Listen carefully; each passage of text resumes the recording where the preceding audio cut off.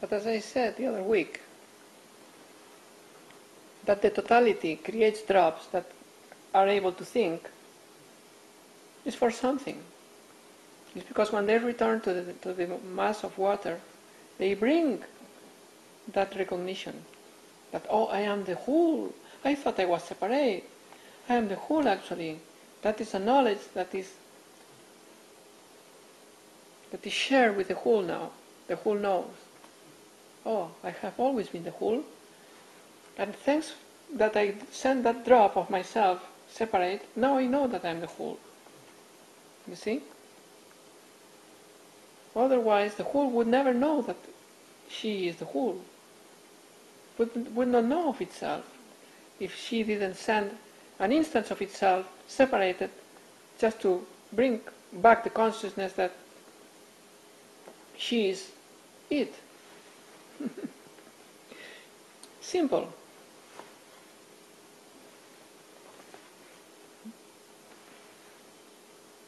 So it's not for nothing. It's not a mistake that the totality creates these individuals of itself to confuse itself, to create suffering. No.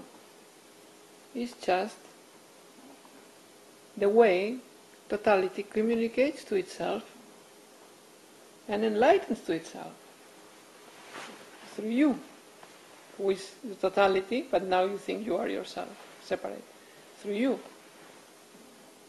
When you realize you are the totality realizes who the totality is. Because you are the totality. But thanks to you, you realize it.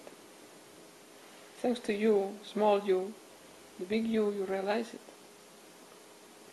So you, the infinite, has assumed, you have assumed this shrinked instance of yourself, this shrinked version of yourself, in order to enlighten yourself, to enjoy yourself,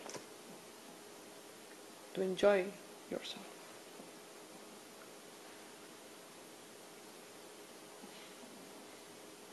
Enjoy your consciousness of being that absolute, that totality, Satchidananda.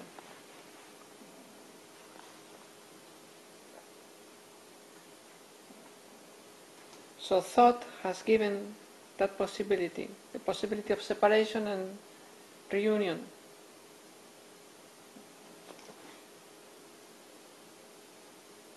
But thought has to be transcended because otherwise there's no reunion. To keep thinking, separate. But it will happen because, as I said, the drop has to fall anyway.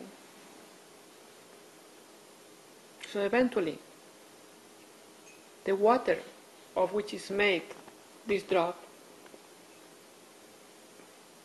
which is not of individuality, which is not of its name, which is not of its form, but the water which composes it, which is the same water of the rest of the ocean, which is consciousness, which is awareness, which is beingness, that which is the witness of all its experiences, this water of consciousness, of beingness, which is the witness of everything that happens to her, the drop, learns about its journey, about what she itself is. Oh, I am the same water than this water, so I'm the same thing. I'm just apparently under the illusion that I'm separate, because I think myself separate. But I'm never separate. I have come from this water, and I'm falling to this water again. And I'm now that I'm flying as if I was separate, still, already I am this water. So when I'm being different than this water, so eventually, this little body of awareness, beingness, realizes what she is. And that's realization. So it happens. You see?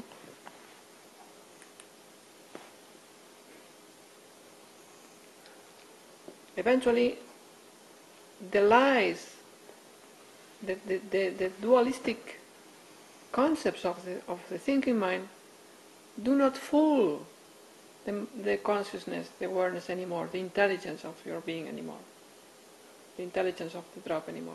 The drop has flown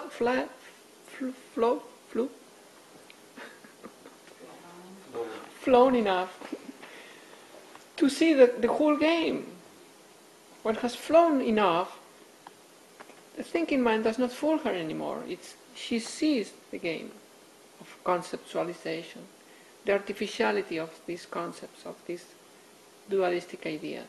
So it do not fool they do not fool her anymore. She sees through. That's the awakening of intelligence within that little drop. Your apparent individuality, which is the drop, right? So you realize that that apparent individuality is just circumstantial, is false. That you are just the totality of water, of consciousness, beingness.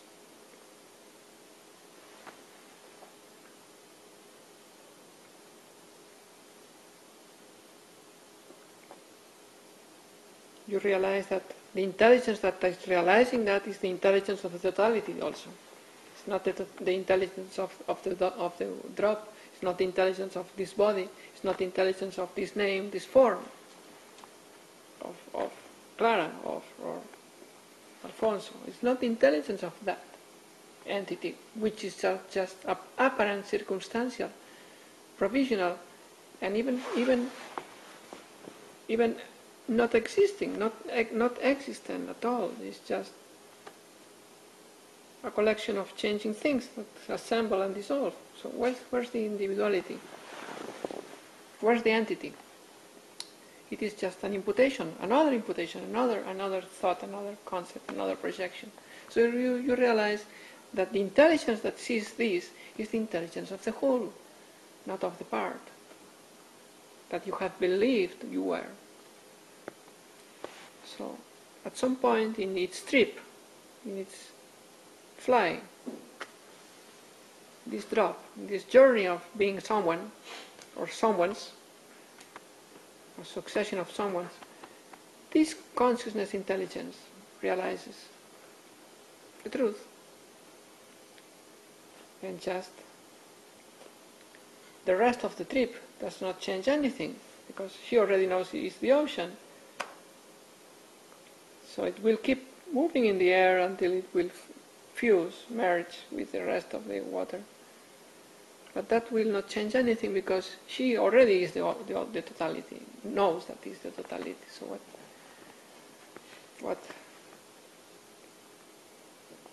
what's the matter with the rest of the journey? It's just contemplating. The rest of the journey is just contemplating the natural law unfold itself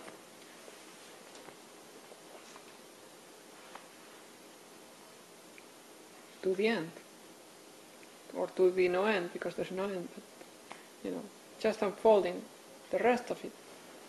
Natural process. It has always been a natural process. It realizes that too. It has always been natural. The rest is natural. What happened before was natural. Only the thinking mind created the illusion that there was something artificial, difficult, or uneasy, or whatever, conflictive, or conflicting.